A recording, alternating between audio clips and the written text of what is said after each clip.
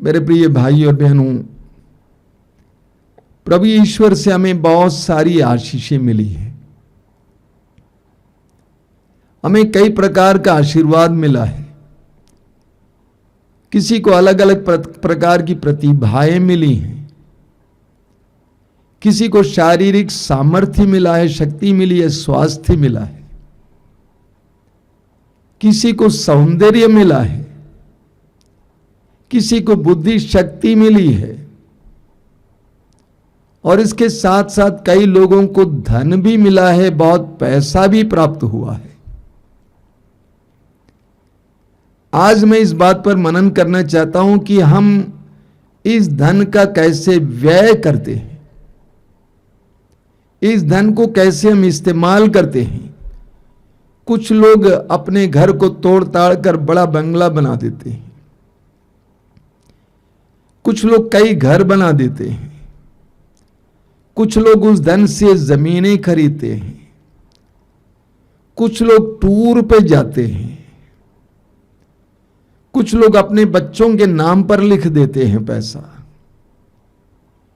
कुछ लोग अय्याशी में पैसा उड़ा देते हैं, खर्च करते हैं, कपड़ों में, खाने में, मनोरंजन में खर्च करते हैं। कुछ लोग समारोहों में खर्च करते हैं, छोटे छोटे समारोह की भी बड़ा कर देते हैं क्योंकि उनके पास बहुत पैसा है। और इनसे कहा जाता है तो ये कहते हैं ये तो मैंने कमाया है, मेरी कमाई है। खैर, ये आपने कमाया है या प्रभु ने दिया है, इसके बारे में हम बाद में चर्चा करेंगे। वास्तव में इस विषय पर मैं कभी प्रवचन नहीं सुनाता था जब तक कि मैं संत पौलुस के 2 वचनों को नहीं पढ़ा। पहला वचन है तीमोथी का पहला पत्र अध्याय 6 वाक्य 17 और 18। वहां पर संत पौलुस कहते हैं, इस संसार के धनियों से अनुरोध करो कि वे घमंड न करें और नश्वर संपत्ति पर नहीं बल्कि ईश्वर पर भरोसा रखें जो हमारी उपभोग की सब चीजें पर्याप्त मात्रा में देता है।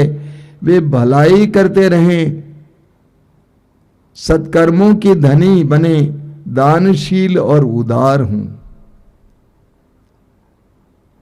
इस वचन के द्वारा प्रभु ने मानो मुझसे कहा कि तुम धनियों से कहो, घमंडी ना बनो, धन का सही व्यय करो और उदार बनो। दूसरा वचन है फिलिपियों के पत्र के अध्याय 4 वाक्य 17 में संत पौलुस कहते हैं, मैं दान पाने के लिए उत्सुक नहीं हूं, मैं इसीलिए उत्सुक हूं कि हिसाब में आपकी जमा बाकी बढ़ते जाए। एक बार और पढ़ूंगा। पौलुस कहते हैं मैं दान पाने के लिए उत्सुक नहीं हूं। पौलुस दान लेते नहीं थे। मैं इसीलिए उत्सुक हूं कि हिसाब में आपकी जमा बाकी बढ़ते जाए। पौलुस कहते हैं कि आपसे मैं दान इसलिए नहीं मांगता हूं कि मुझे आवश्यकता है। पौलुस स्वयं काम करके अपनी जीविका का ख्याल करते थे, लेकिन पौलुस कहते हैं कि मैं आपसे इसीलिए दान मांगता हूं ताकि खाते में आपका खाता बढ़ जाए, आपका जमा बढ़ जाए।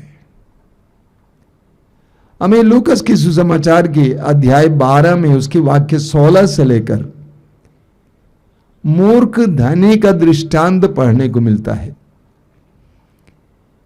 सुसमाचार में यह लिखा गया है मूर्ख धनी का दृष्टांत। उस जमाने में धनी का मतलब था जिसके पास बहुत जमीन हुआ करती थी, जिसकी जमीन में बहुत अच्छी फसल हुआ करती थी, जिसके पास बहुत ज्यादा जानवर थे, बहुत सारे दास दासियां थे। तो ऐसा ही एक धनी जिसके पास बहुत जमीन थी, और ईश्वर की दया से उस बार उसको जमीन से बहुत अच्छी फसल मिली। इतनी अच्छी फसल मिली कि वो सोचने लगा कि मेरे बखार में जमा करने के लिए स्थान नहीं है, मैं क्या करूंगा। इसीलिए उसने कहा कि मैं अपने भंडार को तोड़ूंगा और बड़ा सा भंडार बनाऊंगा और उसमें सारे अनाज को इकट्ठा करूंगा और कहूंगा तुम्हारे पास बहुत सालों के लिए है, अब ऐश करो, आराम करो। उस दृष्टांत में प्रभु कहते हैं कि उसी रात को ईश्वर उसके पास आता है और पूछता है, रे मूर्ख, यदि तुम्हारे प्राण तुमसे लिया जाए तो ये सारा धन किसका हो जाएगा? उस धनी को मूर्ख धनी क्यों कहा गया है? सबसे पहले उसने सोचा था कि यह मैंने उगाया है, फसल मैंने उगाया है। हालांकि अगर ईश्वर की कृपा नहीं होती तो अच्छी फसल नहीं मिलती, समय पर बारिश नहीं होती तो अच्छी फसल नहीं होती। लेकिन उसने सोचा कि ये मेरी कमाई है, मेरी बुद्धि शक्ति से, मेरे परिश्रम से मैंने पाया है। नंबर 2, उसने सोचा कि ये सारी फसल मेरे लिए है। उसको सोचना चाहिए था कि मेरे पास इतना ज्यादा अनाज हो गया है कि मेरे भंडार में जगह नहीं है, चलो मैं इसको वितरित कर देता हूं। जिनको इस बार अच्छी फसल नहीं, मैं उनको दे देता हूं। जो गरीब है मैं उन्हें बांट देता हूं, कम से कम वे मुझे दुआएं देंगे। उसने ये नहीं सोचा कि इतना प्रभु ने दिया है और प्रभु ने इसलिए दिया है ताकि मैं बांटूं। क्योंकि एक समय ऐसा भी आ सकता है जब मैं कमजोर हो जाऊं, दुर्बल हो जाऊं, तब उस समय लोग मेरी मदद के लिए आ जाएंगे। तो उसने जो किया वो मूर्खता है, उसने मूर्खता प्रकट की, इसीलिए उसको मूर्ख धनी कहा गया है। लूकस के सुसमाचार के अध्याय 16 वाक्य 16 में एक बहुत सुंदर उदाहरण मिलता है। लूकस का सुसमाचार अध्याय 16, वहां पर एक बेईमान कारिंदे के बारे में बताया गया है। लूकस का सुसमाचार अध्याय 16, उसमें बेईमान कारिंदे के बारे में बताया गया। वाक्य 1 से, एक धनी इंसान का कारिंदा था, मुंशी था, जो बेईमान था, और इसीलिए लोगों ने मालिक से कहा कि वो बेईमान है, तो इसीलिए मालिक ने सोचा कि मैं इसको हटा दूंगा। ये बात उसके कान तक पहुंच गई, तो उसने सोचा अभी मैं क्या करूंगा, मुझे काम करने की आदत नहीं है, फावड़ा नहीं चला सकता हूं, और दूसरा कोई काम आता ही नहीं है, तो मैं क्या करूंगा। तो इसीलिए उसने सोचा कि मैं ऐसा करूंगा, मेरे मालिक के जितने ऋणी हैं, कर्जदार हैं, उनको बुलाऊंगा और उनके कर्ज को आधा कर दूंगा, ताकि जब मालिक के द्वारा बाहर किया जाऊंगा तो वे सभी मेरा स्वागत करेंगे और इस तरह मेरी जिंदगी अच्छी तरह चलेगी। और उसने ऐसा ही किया। वाक्य 8 में हम पढ़ते हैं, प्रभु ने कहा, स्वामी ने बेईमान कारिंदा को इसीलिए सराहा कि उसने चतुराई से काम किया, क्योंकि इस संसार की संतान आपसी लेन देन में ज्योति की संतान से अधिक चतुर है। प्रभु यीशु कहते हैं कि मालिक ने उस बेईमान कारिंदे के उस कार्य के लिए उसको सराहा, प्रशंसा की। कई लोग मुझे फोन करके पूछते थे कि स्वामी जी ऐसा क्यों है, उसकी बेईमानी को प्रभु ने क्यों सराहा। इसका अर्थ हमें अगले वचन में मिलता है। अगला वचन वाक्य 9 में लिखा हुआ है, और मैं तुम लोगों से कहता हूं, झूठे धन से अपने लिए मित्र बना लो, जिससे उसके समाप्त हो जाने पर वे परलोक में तुम्हारा स्वागत करें। यह इसका अर्थ है। इस बेईमान कारिंदे के बेईमानी के लिए मालिक ने उसको प्रशंसा की। उसका अर्थ यह है, प्रभु कहते हैं जिस तरह उस बेईमान कारिंदे ने समय रहते वहां उसके मालिक के घर से बाहर निकलने पर कैसे मित्र मिलेंगे उसके लिए कार्य किया, उसी तरह इस संसार में रहते हुए तुम्हारे पास जितनी भी आशीषें प्रभु से प्राप्त हुई हैं, चाहे वो धन हो या कोई भी चीज हो, उसको इस प्रकार इस्तेमाल करो कि परलोक में तुम्हारा स्वागत हो। यानी यदि आपके पास अच्छे गुण हैं, प्रतिभाएं हैं, वे इस तरह इस्तेमाल करें कि वह परलोक के लायक आपको बनाएं। आपके पास धन संपत्ति है, उसका इस प्रकार इस्तेमाल करें कि आप उस धन संपत्ति के द्वारा परलोक के लायक बने। 4-5 साल पहले आश्रम में एक युवती आई थी। वह IRS थी और सेल्स टैक्स डेप्यूटी कमिश्नर थी एक जिले की। जवान थी और उन्होंने मुझसे कहा कि जब मैं पढ़ रही थी उस समय मैंने सोचा था कि मैं कमिश्नर बनूंगी, उसके बाद धन कमाऊंगी, अपनी जिंदगी को अच्छा बनाऊंगी। लेकिन मेरा एक सीनियर था, वो पास हो चुका था। उसने मुझसे कहा कि देखो, इन संसार के लिए तुम कमा रही हो, लेकिन परलोक के लिए भी कुछ कमाया करो। इस बात ने उस युवती को स्पर्श की और वो युवती गरीब लड़कियों की मदद करने लगी। गरीब लड़कियों की मदद करने लगी। स्कूल में बच्चों को पढ़ाने के लिए पैसा देने लगी। उसको लगा कि मुझे जो पैसा मिल रहा है, जो धन मिल रहा है, उसको मैं इस तरह व्यय करूंगी कि मैं परलोक के लायक बन जाऊंगी। बाइबल हमें सिखाती है कि हमारे पास जो कुछ है उसका दशमांश ईश्वर का है। पहले कोरिन्थी अध्याय 4 वाक्य 7 में संत पौलुस कहते हैं, आपके पास क्या है जो आपको दिया नहीं गया है। एक जबरदस्त बात है। आपके पास क्या है जो आपको दिया नहीं गया है।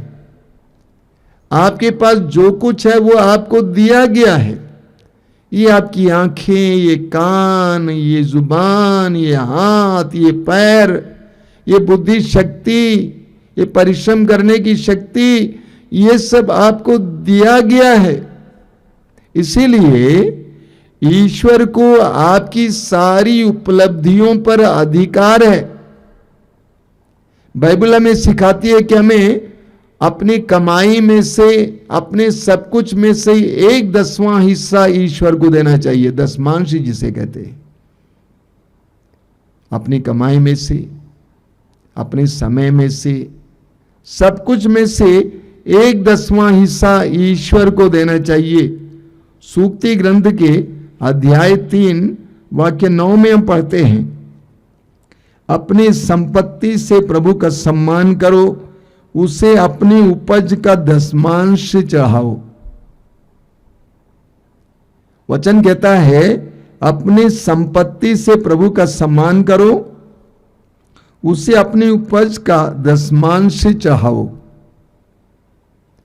और लोग ऐसा किया करते थे, यहूदी लोग ऐसा किया करते थे, और आज भी बहुत सारे विश्वासी लोग ऐसा किया करते हैं। अपनी संपत्ति का 1/10वां हिस्सा प्रभु को देते हैं। मैं बहुत सारे लोगों को जानता हूं जो दशमांश देते हैं। मलाकी के ग्रंथ के अध्याय 3 उसके वाक्य 8 से 10 तक इस प्रकार हम पढ़ते हैं। प्रभु कहते हैं, क्या मनुष्य ईश्वर को ठग सकता है? फिर भी तुम मुझको ठग रहे हो। तुम फिर पूछोगे, हम किस प्रकार तुझे ठग रहे हैं? तुम दशमांश और भेंटों में मुझे ठग रहे हो। तुम पर, हाँ, तुम्हारे सारे राष्ट्र पर शाप लगा है, क्योंकि तुम मुझे धोखा दे रहे हो। तुम पूरा दशमांश और मेरे और भेंटें भंडार के पास लाओ, जिससे मेरे घर में भोजन रहे। विश्वमंडल का प्रभु ये कहता है, इसमें तुम मुझे परख लो। मैं अपने बादलों को आज्ञा दूंगा, मैं अपने बादलों को आज्ञा दूंगा और तुम पर भरपूर वर्षा की आशीष प्रदान करूंगा। प्रभु कहते हैं कि तुम मुझे ठग रहे हो, तुम मुझे दशमांश नहीं देते हो। प्रभु हमसे ज्यादा नहीं मांगते हैं, प्रभु हमसे सिर्फ दशमांश 1/10वां हिस्सा मांगते हैं। और प्रभु कहते हैं, इस बात में तुम मुझे परख कर देखो। एक भाई मेरे पास कई साल पहले आए और कहा कि देखिए, मैं विदेश में काम करता हूं, पैसा तो मिलता है लेकिन पैसा बचता नहीं है। मैंने सीधे उनसे पूछा कि आप दशमांश देते हैं? वे क्रिश्चियन थे और वो मुझे देखने लगे क्योंकि वो नहीं जानते थे कि दशमांश का अर्थ क्या होता है। तो मैंने कहा कि आपकी कमाई में से 1/10वां हिस्सा प्रभु का है। उस समय से वो भाई दशमांश देने लगा। आज वो दुकान चलाता है, अच्छी दुकान है। प्रतिदिन उसको जो प्रॉफिट मिलता है, लाभ मिलता है, मुनाफा मिलता है, वो पता लगाता है और उसका दशमांश अलग रखता है और महीने के अंत में या साल के अंत में वो दशमांश किसी न किसी को दे देता है। तो प्रभु हमसे दशमांश मांगते हैं। प्रवक्ता ग्रंथ के अध्याय 35 में हम पढ़ते हैं, प्रवक्ता ग्रंथ अध्याय 35 उसके वाक्य 11 और 13 में, प्रवक्ता अध्याय 35 वाक्य 11 और 13 में, प्रसन्न मुख होकर दान चाहा करो और खुशी से दशमांश दो। प्रसन्न मुख होकर दान चाहा करो और खुशी से दशमांश दो, क्योंकि प्रभु प्रतिदान करता है, वह तुम्हें 7 गुना लौटाएगा। वह तुम्हें 7 गुना लौटाएगा। कुरिन्थियों के दूसरे पत्र के अध्याय 9 वाक्य 7 में हम पढ़ते हैं, जो प्रसन्नता से प्रभु को देता है, प्रभु उस पर खुश होता है। तो हमारे जो आय है, हमको जो कुछ मिलता है उसमें से 1/10वां हिस्सा प्रभु का है। अब आप पूछेंगे मुझसे किसको दिया जाए? आप जिसको चाहे दें। जहां पे प्रभु का कार्य होता है वहां पे दे दें, या कोई गरीब है जिनको आप चाहते हैं कि मदद करें उनको दे दें, प्रभु के नाम पे दे दें, क्योंकि वो 1/10वां हिस्सा प्रभु का है। मैं एक व्यक्ति को जानता हूं, इन दिनों उनसे संपर्क कट गया है। कई वर्ष पहले वो बनारस रहा करते थे, अच्छे पद पे थे, अच्छी कमाई थी। हमारे आश्रम में हर दूसरे महीने के दूसरे शनिवार को सत्संग होता है और सत्संग के दौरान हम प्रसाद वितरित करते हैं, बन वितरित करते हैं। उसमें काफी खर्च होता है। जब वो भाई यहाँ पे थे, हर महीना प्रसाद वितरण का पैसा वो दिया करते थे, जबकि वो मुझसे मिलने नहीं आया करते थे। वो किसी के हाथ में देते थे और वितरण होता था, वो आते थे, चले जाते थे। एक बार उनको मैंने एक छोटा सा पत्र लिखा, कई वर्ष पहले की बात है। पत्र लिखा कि आप आश्रम की मदद करते हैं, इस प्रकार मैं आपको धन्यवाद देना चाहता हूं। जवाब में उन्होंने पत्र लिखा, उन्होंने कहा कि आप मुझे धन्यवाद मत दीजिए। हर महीने जब मेरे घर पे परिवार में आय होती है, आती है, तो सबसे पहले मैं प्रभु का हिस्सा अलग करता हूं। 1/10वां हिस्सा मैं प्रभु का अलग करता हूं और उसमें से कुछ आपको देता हूं और कुछ और किसी को भी दे देता हूं। उन्होंने कहा कि वो पैसा प्रभु का है, वो धन प्रभु का है, क्योंकि प्रभु ने मुझे दिया है। लूकास के सुसमाचार के अध्याय 16 में उसके वाक्य 19 से प्रभु यीशु एक बहुत सुंदर दृष्टांत सुनाते हैं। एक धनी व्यक्ति और एक गरीब व्यक्ति जिसका नाम है लाजरुस, उसका दृष्टांत। एक बहुत बड़ा धनी व्यक्ति था और अपने मित्रों के साथ वो दावत उड़ाया करता था, और उसके गेट के बाहर, द्वार के बाहर एक गरीब इंसान पड़ा हुआ था जिसका नाम था लाजरुस, जिसका पूरा शरीर चोटों से भरा हुआ था। कुत्ते उसे चाटा करते थे। वो गरीब वहीं पे पड़ा हुआ था। बड़े बड़े मेहमान लोग आते जाते थे, वो देखा करता था। वो सोचता था कि काश जो दावत होते हैं उस दावत का कम से कम जूठा मुझे मिल जाता, चूरन मुझे मिल जाता तो मैं खा पाता। और इसी उद्देश्य के साथ वो वहां पर पड़ा हुआ था। लेकिन उस धनी इंसान ने उसका ख्याल नहीं किया। प्रभु यीशु दृष्टांत में कहते हैं कि दोनों मर गए। लाजरुस मर गया और स्वर्गदूत उसे उठाकर इब्राहिम की गोद में रख दिया, और धनी व्यक्ति मर गया और वो गाड़ा गया और वो अधोलोक चला गया। प्रभु यीशु सुसमाचारों में अधोलोक के बारे में या नरक के बारे में बहुत कम बोलते हैं, और अधोलोक की यंत्रणाएं सह रहा था कि आग झेल रहा था। अब मेरा सवाल आपसे यह है, उस धनी इंसान ने कौन सा अपराध किया जिसके कारण उसको अधोलोक जाना पड़ा, नरक जाना पड़ा? वो कौन सा पाप है? क्या उसने उस गरीब का पैसा छीन लिया था, धन छीन लिया था, प्रॉपर्टी छीन ली थी, उसकी पत्नी को छीन लिया था, उसको मारा पीटा था? बिल्कुल नहीं। उस धनी इंसान का पाप क्या था? निर्दयता, सहानुभूति की कमी, संवेदनशीलता की कमी।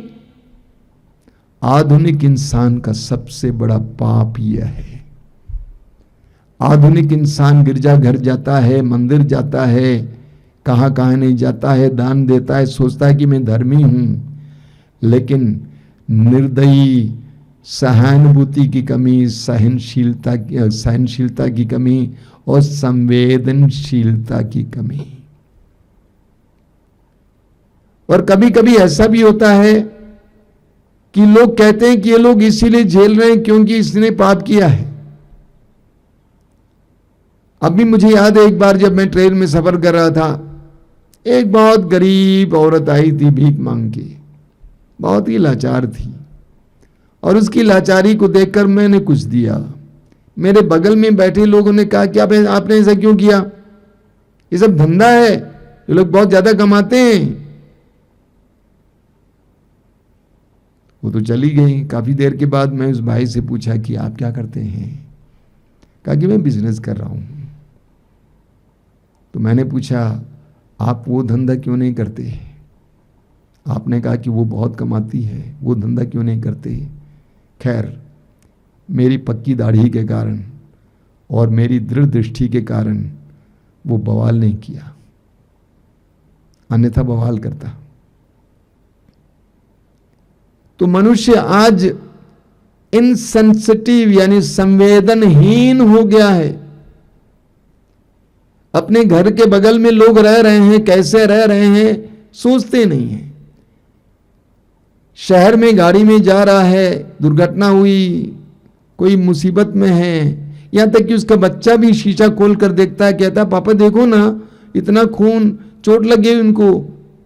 तो चिल्लाता है कि शीशा बंद कर, तुम अपना ख्याल कर, और गाड़ी आगे निकल जाती है। संवेदनहीनता, इसी के कारण वह नरक में भेजा गया।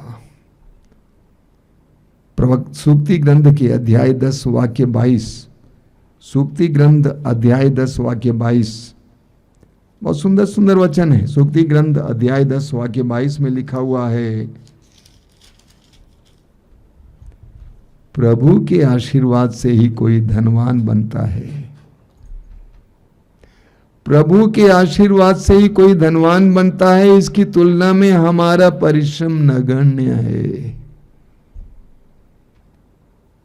प्रभु के आशीर्वाद से ही हम धनवान बनते हैं। अगर हमें प्रभु का आशीर्वाद प्राप्त नहीं होता तो हम धनवान नहीं होते।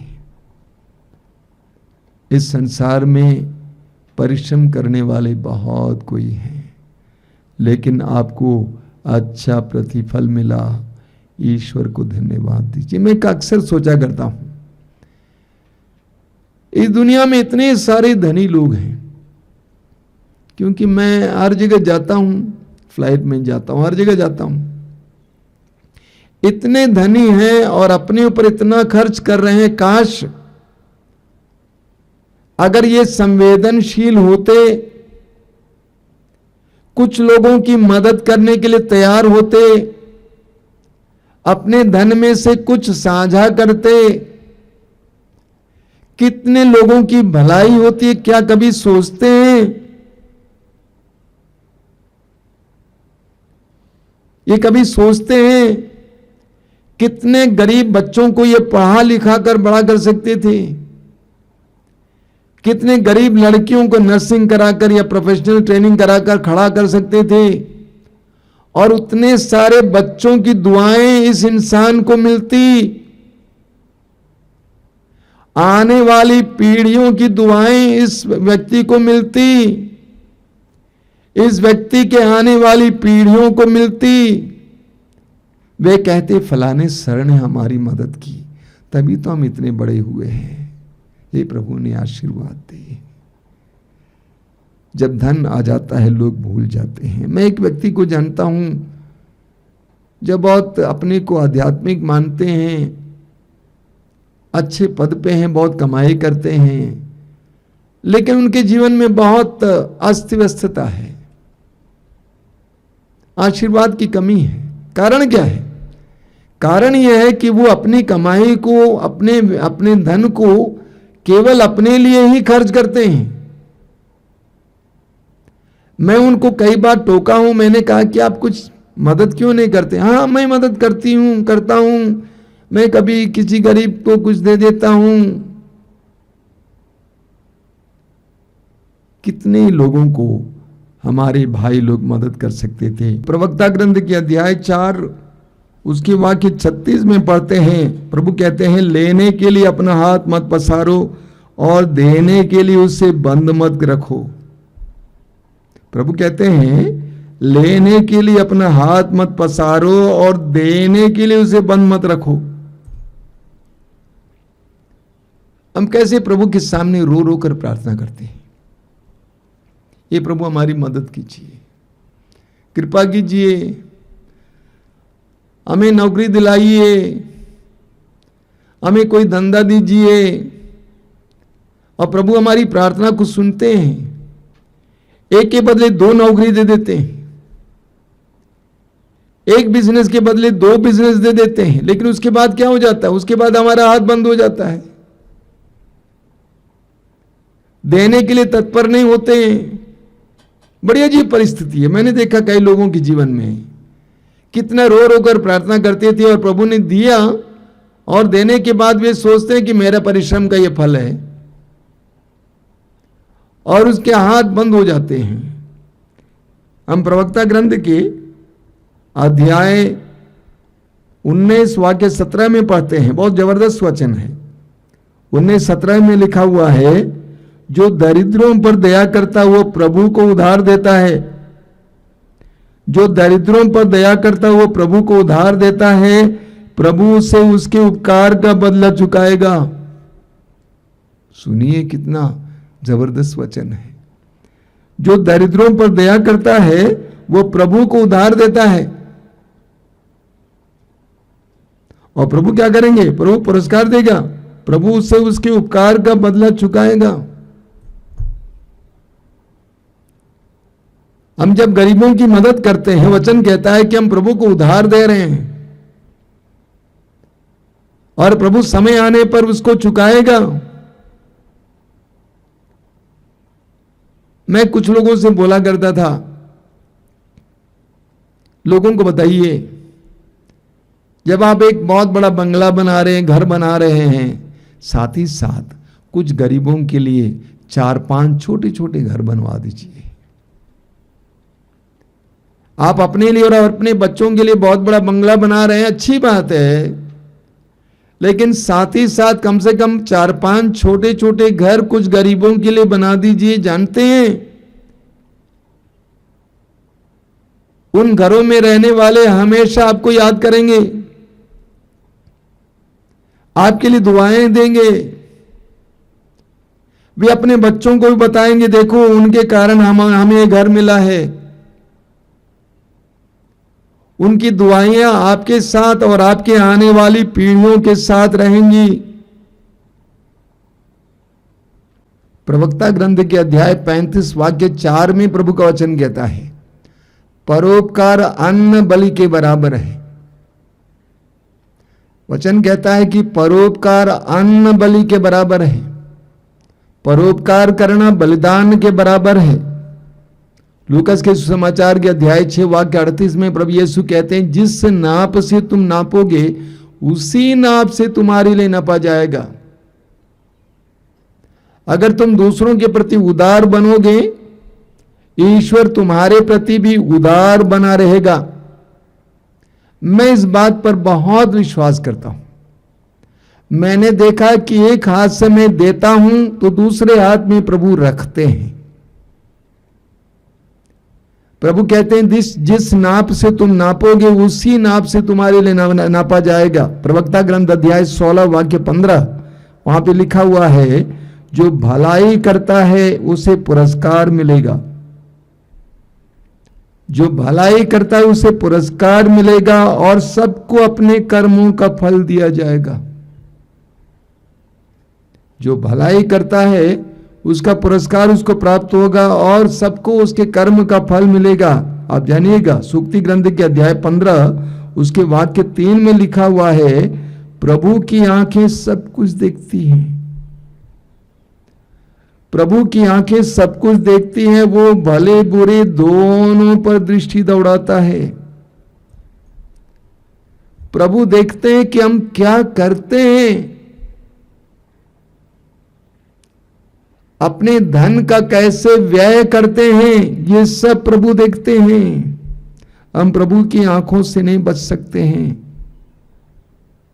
यूहन्ना के सुसमाचार के अध्याय 6 उसके वाक्य 12 में पढ़ेंगे, प्रभु यीशु ने 5 रोटियों से 5,000 से भी ज्यादा लोगों को खिलाया। उसके बाद वाक्य 12 में लिखा हुआ है, उनको खिलाने के बाद प्रभु ने अपने शिष्यों से कहा, बचे हुए टुकड़ों को बटोर लो, कुछ भी बर्बाद नहीं होना चाहिए। बचे हुए टुकड़ों को बटोर लो, कुछ भी बर्बाद नहीं होना चाहिए।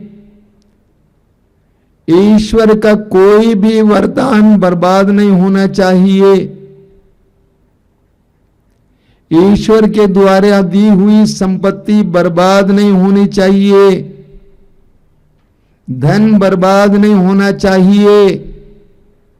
मनमाना अय्याशी में बर्बाद नहीं कर सकते हैं, क्योंकि वो ईश्वर की देन है। सूक्ति ग्रंथ की अध्याय 27 में हम पढ़ते हैं वाक्य 24 में, सूक्ति ग्रंथ अध्याय 27 वाक्य 24 में हम पढ़ते हैं, बहुत सुंदर वचन है, क्योंकि धन सदा के लिए नहीं बना रहता है। कितनी बड़ी सच्चाई है, क्योंकि धन सदा के लिए नहीं बना रहता है। कब धन हमारे हाथ से छिन जाएगा हम नहीं जानते। इसीलिए धन को बर्बाद नहीं करना चाहिए। मैं कई लोगों को समझाता हूं, यदि तुम आज बर्बाद करोगे कल तुम उसके लिए तरसोगे। धन का सदुपयोग होना चाहिए, धन का अच्छा व्यय होना चाहिए। एजेकियल नबी के ग्रंथ की अध्याय 18 वाक्य 30 में प्रभु का वचन कहता है कि हमें हमारे कार्यों के लिए फल मिलेगा, हमें सब कुछ के लिए हिसाब देना पड़ेगा। हमें देने वाले के सामने खड़ा होना होगा और हमें सब कुछ के लिए हिसाब देना पड़ेगा। एक एक वचन के लिए हिसाब देना पड़ेगा, एक एक चीज के लिए हिसाब देना पड़ेगा, एक एक आने के लिए हिसाब देना पड़ेगा। इस बात को हमें भूलना नहीं चाहिए। आइए हम प्रार्थना करें।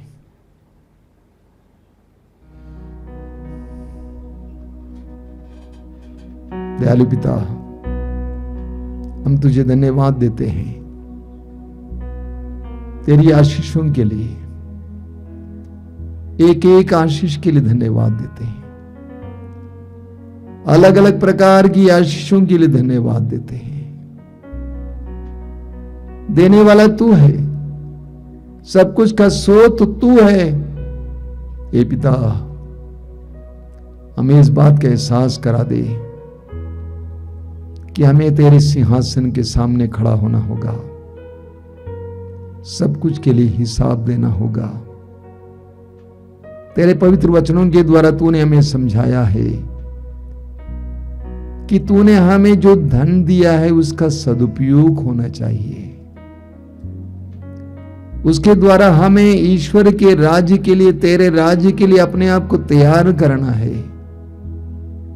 हमें सद्बुद्धि दीजिए, हमें प्रज्ञा दीजिए, ज्ञान दीजिए।